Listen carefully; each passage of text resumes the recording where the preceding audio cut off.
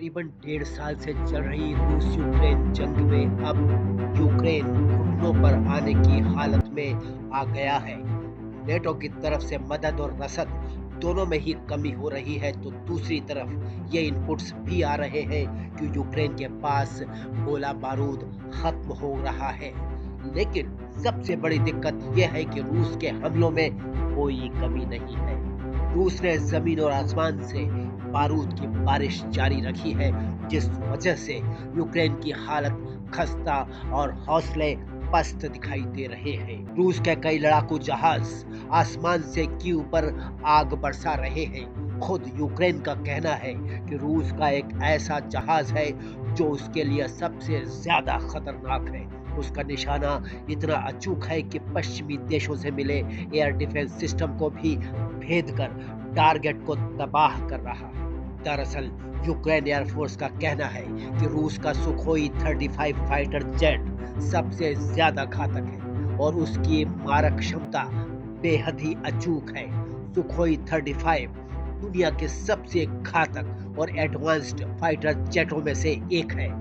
आश्चर्य की बात यह है कि खुद यूक्रेनी एयरफोर्स इस बात को मान रही है कि इसमें बेहद ही शक्तिशाली रडार लगा हुआ है जो लक्ष्य का पता लगाने में सक्षम है। इसमें टारगेट को पहचानने की उन्नत तकनीक का इस्तेमाल किया गया है। इसके अलावा सुखोई 35 एक साथ कई टारगेट पर हमला कर सकता है। सुखोई 35 में सुरक्षात्मक उपकरण और इलेक्ट्रॉनिक युद्ध क्षमताएं भी हैं जो इसको एक दमदार प्रतिद्वंदी बनाती है।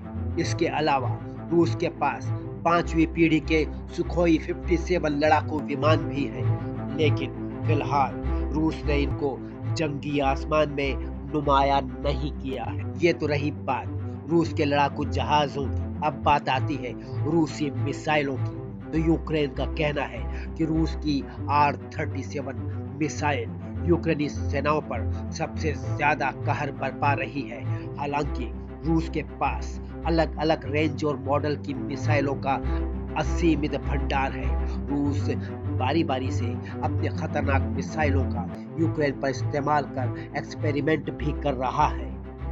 हालांकि यूक्रेन का दावा है कि वो F-16 के जरिए रूस के फाइटर जेट, क्रूज मिसाइलों और कामिकाज ड्रोन का तोड़ निकाल लेगा, जिससे रूसी हमलों के खिलाफ उसकी मारक क्षमता 70 से 80% तक सुधर जाएगी।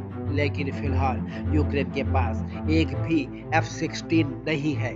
ऐसे में इस समय यूक्रेन के सामने सबसे बड़ी चुनौती खुद उसकी सैन्य ताकत और संसाधन बन चुके हैं, क्योंकि रूस के हमले पहले दिन जैसे ही हैं, लेकिन यूक्रेन कमजोर पड़ता जा रहा है।